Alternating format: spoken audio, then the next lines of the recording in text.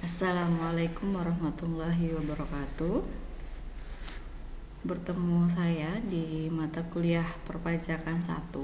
Di pertemuan pertama, kita akan membahas konsep pajak. Ya, apa sih pajak? Jadi banyak para ahli mendefinisikan pajak.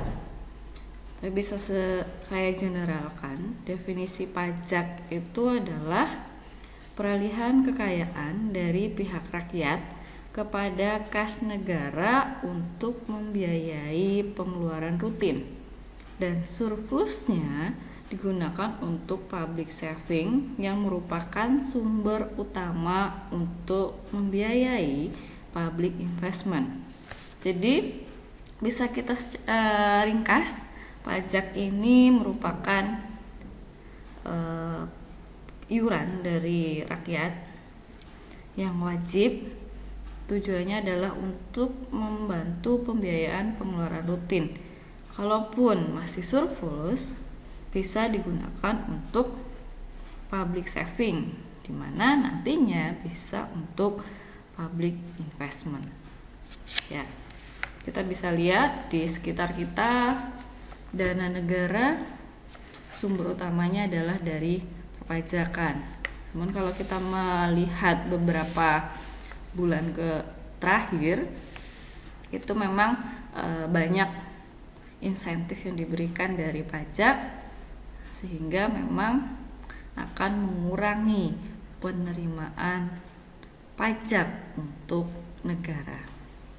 Oke, untuk pertemuan pertama kita akan bahas yang pertama adalah kedudukan hukum pajak dalam sistem hukum di Indonesia. Yang kedua, sistem pemungutan pajak berdasarkan pihak yang melakukan perhitungan pajak. Yang ketiga, sistem pemungutan pajak dilihat dari cara perhitungan pajak. Yang keempat, asas pemungutan pajak. Yang kelima, syarat pemungutan pajak. Yang keenam, teori pemungutan pajak. Dan yang ketujuh, jenis-jenis tarif pajak. Oke, kita langsung ke yang pertama, yaitu kedudukan hukum pajak dalam sistem hukum di Indonesia. Menurut Profesor Dr. Rahmat Sumitro, SH, hukum pajak mempunyai kedudukan di antara hukum-hukum berikut ini. Di Indonesia berlaku hukum perdata dan hukum publik. Apa itu hukum perdata? Hukum perdata adalah ketentuan yang mengatur hak-hak dan kepentingan individu dalam masyarakat. Nah, hukum publik adalah hukum yang mengatur hubungan pemerintah dengan rakyatnya. Contohnya di sini hukum publik adalah hukum tata negara, hukum tata usaha, hukum pidana, dan salah satunya ada hukum pajak. Jadi bisa kita sebutkan kedudukan hukum pajak dalam sistem hukum di Indonesia masuk dalam kategori hukum publik, gitu ya. Hukum pajak. Hukum pajak mengatur hak dan kewajiban wajib pajak, di mana ada dua, yaitu hukum pajak material dan hukum pajak formil. Apa itu hukum pajak material? Itu mengatur tentang objek pajak, subjek pajak, dan tarif pajak. Contohnya bisa kita lihat pada Undang-Undang Nomor 36 Tahun 2008 tentang pajak penghasilan. Hukum pajak secara formil mengatur tentang bagaimana cara mendaftar, bagaimana cara membayar, cara menghitung, serta bagaimana cara melapor. Nah, hal ini tertuang dalam Undang-Undang Nomor 16 Tahun 2009 tentang KUP atau Ketentuan Umum dan Tata Cara Perpajakan. Tata cara pemungutan pajak, ada sistem pemungutan pajak, yaitu terdiri dari 3: Official Assessment System, yang kedua Self Assessment System, dan yang ketiga Withholding System. Nanti akan saya jelaskan di slide selanjutnya ya. Kemudian syarat pemungutan pajak ada syarat keadilan, syarat yuridis, syarat ekonomis, syarat finansial, dan sederhana. Kemudian dasar pengenaan pajak ada stelsel nyata atau real, ada stelsel anggapan, dan stelsel campuran. Asas pemungutan pajak ada asas wilayah, asas sumber, asas kebangsaan, asas umum, asas ekonomis, asas yuridis, serta asas finansial. Teori pemungutan pajak ada 5, teori asuransi, teori kepentingan, teori daya pikul, teori kewajiban mutlak, dan teori daya beli. Oke, kita bahas sistem pemungutan pajak terlebih dahulu. Tadi ada 3 sistem pemungutan pajak, kita bahas yang pertama yaitu Official Assessment System. Ini merupakan suatu sistem pemungutan pajak yang wewenangnya untuk menentukan besarnya pajak yang terutang oleh wajib pajak atau oleh WP terletak pada fiskus atau aparat pemungut pajak tersebut. Jadi ketika ada istilah fiskus itu artinya adalah aparat pemungut pajak. Sistem ini juga diterapkan dalam hal pelunasan PBB atau pajak bumi dan bangunan. Jadi wajib pajak tidak perlu menghitung sendiri, tapi cukup membayar PBB tersebut. Berdasarkan surat pembayaran pajak terutang atau kita singkat dengan SPPT yang dikeluarkan oleh, kalau dulu PBB masih masuk kategori pajak pusat, kalau sekarang sudah masuk kategori pajak daerah. Maka yang mengeluarkan bukan kantor pajak Pratama, tapi adalah Bapenda, di mana tempat objek pajak tersebut terdaftar. Jadi kalau wilayah Kebumen ya badan ini yang mengatur yaitu Bapenda Kebumen. Ciri-ciri sistem pemungutan pajak ini adalah sebagai berikut.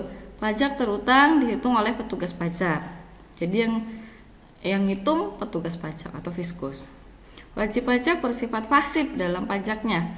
Jadi tidak melakukan apapun si WP, hanya nanti membayar.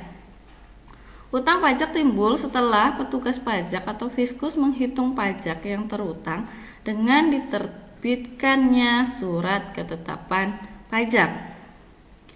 Pemerintah memiliki wewenang penuh dalam menentukan besarnya pajak yang harus dibayar oleh si wajib pajak.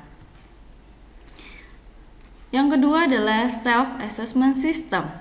Suatu sistem pemungutan pajak di mana wewenang untuk menentukan besarnya pajak yang harus dibayar oleh WP terletak pada pihak WP yang bersangkutan. Ciri-ciri self-assessment system adalah wewenang dalam menentukan besarnya pajak terutang ada di tangan WP itu sendiri.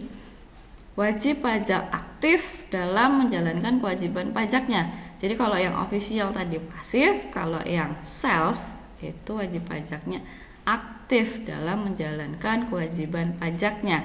Mulai dari menghitung pajak sendiri, kemudian menyetor, serta melaporkan pajak terhutangnya. Dalam sistem ini, pemerintah tidak perlu mengeluarkan surat ketetapan pajak atau SKP setiap saat kecuali adanya kasus-kasus tertentu. Misalnya di sini WP terlambat melaporkan atau membayar pajak terhutang atau terdapat pajak yang seharusnya dibayar tetapi tidak dibayar. Contoh penerapan sistem ini di Indonesia adalah WP harus menghitung sendiri pajak PPh pasal 29 setiap akhir tahun untuk menghitung pajak terhutangnya, menyetor serta melaporkan pajak terhutangnya dalam SPT tahunan. Yang ketiga, withholding system. Suatu sistem pemungutan pajak yang menyatakan bahwa jumlah pajak yang terhutang dihitung oleh pihak ketiga. Jadi bukan WP itu sendiri dan juga bukan fiskus. Jenis sistem ini merupakan jenis yang adil bagi masyarakatnya. Keunggulannya apa? WP yang bersangkutan tidak perlu repot-repot menghitung dan menyetorkan pajaknya. karena pekerjaan tersebut sudah dijalankan oleh pihak ketiga. Kelemahannya apa? Utang pajak yang telah dipungut oleh pihak ketiga memiliki resiko tidak disetorkan. Jadi pihak ketiga tersebut bisa saja menggunakan uang pajak yang dipungutnya tadi untuk hal-hal yang lain. Contohnya, pemotongan penghasilan karyawan yang dilakukan oleh bendahara suatu perusahaan. Dalam sistem ini, karyawan tidak usah pergi ke kantor pajak untuk membayar pajak tersebut, tapi bendahara dari perusahaannya. Ya, dasar pengenaan pajak tadi ada 3, stelsel nyata atau real. Ini adalah pengenaan pajak didasarkan pada objek penghasilan yang nyata. Pemungutan dilakukan pada akhir tahun pajak setelah penghasilan sesungguhnya diketahui. Pajak lebih realistis tapi baru dapat dikenakan di akhir periode. Yang kedua ada stelsel anggapan atau fiktif. Jadi di sini pengenaan pajak didasarkan pada suatu anggapan yang diatur undang-undang tanpa menunggu akhir tahun dan tidak berdasarkan keadaan sesungguhnya. Nah, yang ketiga adalah stelsel campuran. Ini merupakan kombinasi antara stelsel nyata dan stelsel anggapan. Pada awal tahun dihitung berdasarkan anggapan dan akhir tahun disesuaikan dengan keadaan yang sebenarnya. Dan stelsel campuran ini digunakan di Indonesia. Jadi awal tahun dihitung berdasarkan anggapan untuk menghitung PPh pasal 25 atau angsuran PPh pasal 25. Kemudian pada akhir tahun akan disesuaikan dengan keadaan sebenarnya. Azas pemungutan pajak, ada azas wilayah, di mana wajib pajak yang memiliki objek pajak dalam bentuk apapun di wilayah negara Indonesia, maka wajib mematuhi peraturan perpajakan Indonesia. Yang kedua, asas kebangsaan. Pengenaan pajak pada setiap orang yang lahir dan tinggal di Indonesia. Yang ketiga, asas sumber. Pemungutan pajak berdasarkan tempat perusahaan berdiri atau tempat tinggal wajib pajak. Yang keempat ada asas umum. Setiap pemungutan yang dilakukan di Indonesia hasilnya akan digunakan untuk kepentingan umum. Yang kelima ada asas yuridis. Dasar pemberlakuan asas yuridis di Indonesia adalah pada pasal 23 ayat 2 Undang-Undang Dasar tahun 1945 dan didukung dengan beberapa regulasi lain mengenai pemungutan pajak di Indonesia. Yang keenam, ada asas ekonomis. Pemungutan pajak yang dilakukan pemerintah tidak boleh hingga memberatkan masyarakat dan malah membuat ekonomi secara umum merosot.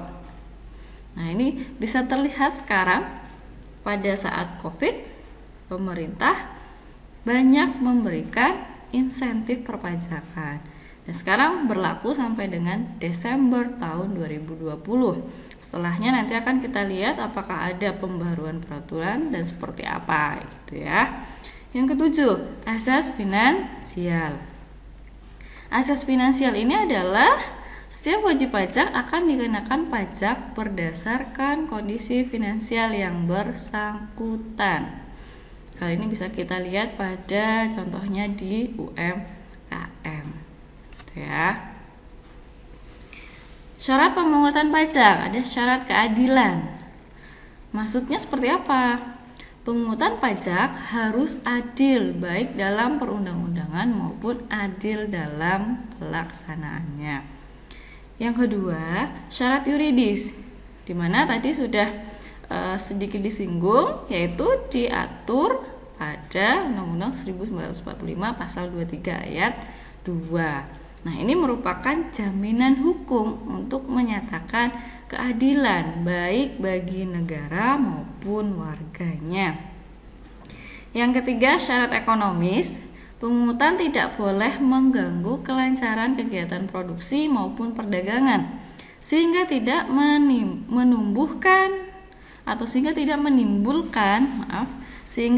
menimbulkan kelesuan perekonomian masyarakat. Yang keempat, syarat finansial, yaitu sesuai dengan fungsi budgeteer. Biaya pemungutan pajak harus dapat ditekan sehingga lebih rendah dari hasil pemungutannya. Yang kelima, syarat sederhana. Sistem yang sederhana akan memberikan dampak yang positif bagi para WP untuk meningkatkan kesadaran dalam pembayaran pajak. Nah, ini ternyata termasuk syarat sederhana. Tujuannya adalah supaya WP sadar untuk melakukan pembayaran perpajakan. Teori pemungutan pajak dari pendapat R. Santoso Brotodihardjo pada buku pengantar ilmu hukum pajak, terdapat teori yang menjadi dasar pemungutan pajak. Teori tersebut adalah yang pertama, teori asuransi. Menurut teori ini, pajak diasumsikan sebagai premi yang dibayarkan kepada negara. Karena negara dianggap memiliki tugas untuk melindungi warga negara dalam hal keselamatan jiwa dan asetnya, maka untuk memberi perlindungan tersebut dibutuhkan biaya sebagaimana halnya dalam perjanjian asuransi. Jadi teori asuransi seperti kita lihat pada perusahaan-perusahaan asuransi. Jadi pajak diasumsikan di sini sebagai premi yang dibayarkan oleh WP atau masyarakat kepada negara. Teori kepentingan. Teori pemungutan pajak kepentingan menyatakan bahwasannya pemungutan pajak karena ada kepentingan dari tiap-tiap warga negara. Termasuk di sana adalah kepentingan dalam hal perlindungan jiwa dan aset yang dimiliki. Semakin tinggi intensitas kepentingan warga negara akan perlindungannya, maka nilai pajak yang harus dibayarkan akan semakin tinggi pula. Teori daya pikul. Apa teori daya pikul ini? Teori ini adalah pemungutan pajak didasarkan pada kemampuan seseorang dalam membayar pajak. Jadi daya pikul. Jadi yang bisa memikul berat maka pajaknya bisa lebih besar, tapi yang belum bisa, daya pikulnya masih rendah, maka pajaknya juga kecil. Sesederhana seperti itu sebenarnya ya. Jadi pajak yang dibayarkan disesuaikan dengan kemampuan individu. Jika pendapatan dan kekayaannya besar, maka nilai pajak yang dibayarkan akan semakin tinggi karena individu tersebut dianggap berkemampuan tinggi. Begitu pula sebaliknya. Teori kewajiban mutlak atau bakti. Dalam teori bakti, pemungutan pajak berdasarkan adanya hubungan warga negara dan negara. Warga negara memiliki kewajiban untuk membayar pajak kepada negara. Pajak dianggap sebagai ungkapan bakti warga negara kepada negaranya. Teori pemungutan pajak yang selanjutnya adalah teori daya beli. Berdasarkan teori ini, pemungutan pajak didasarkan pada manfaat yang dirasakan setelah membayar pajak. Contohnya, demi meningkatkan kesejahteraan rakyat, maka harus dilakukan pemungutan pajak. Hasil pajak tersebut dikembalikan lagi kepada rakyat dalam bentuk yang lain. Misalnya fasilitas umum, pasar, pembangunan pasar, dan lain-lain. Jenis-jenis tarif pajak. Yang pertama ada tarif tetap. Tarif tetap di sini maksudnya adalah tarif pajak berupa angka yang nominalnya tetap berapapun jumlah dasar pengenaan pajaknya. Contohnya dasar pengenaan pajak 1 juta, tarif pajaknya 100.000. Kalau DPP-nya 5 juta, tarif pajaknya juga sama 100.000. Kalau DPP-nya atau dasar pengenaan pajaknya 10 juta, maka tarif pajaknya 100.000. Nah, selanjutnya adalah tarif proporsional. Tarif pajak berupa angka yang persentase tertentu yang sifatnya tetap berapapun jumlah dasar pengenaan pajaknya. Contoh, dasar pengenaan pajaknya 1 juta, tarif pajaknya 10%, maka utang pajaknya 100.000. Ketika DPP-nya 5 juta, tarif pajaknya 10%, maka utang pajaknya 500.000. Ketika DPP-nya 10 juta, berarti semakin besar DPP dengan tarif pajak yang sama, maka utang pajaknya juga semakin besar. Selanjutnya adalah tarif degresif, yaitu tarif pajak berupa persentase yang semakin kecil apabila dasar pengenaan pajaknya semakin besar. Contoh, DPP-nya 1 juta, tarif pajaknya 15%. DPP-nya 5 juta, tarif pajaknya semakin menurun, yaitu 10%. Ketika DPP-nya 10 juta, maka tarif pajaknya menurun lagi menjadi 5%. Tarif progresif, yaitu tarif pajak berupa persentase yang semakin besar apabila dasar pengenaan pajaknya semakin besar. Contoh, ini kebalikannya dari tarif degresif. DPP-nya 1 juta, tarif pajaknya 5%. DPP-nya 5 juta, tarif pajaknya naik menjadi 10%. DPP-nya semakin besar, 10 juta, maka tarif pajaknya juga semakin besar menjadi 15%. Ya, itu tadi materi terkait konsep pajak.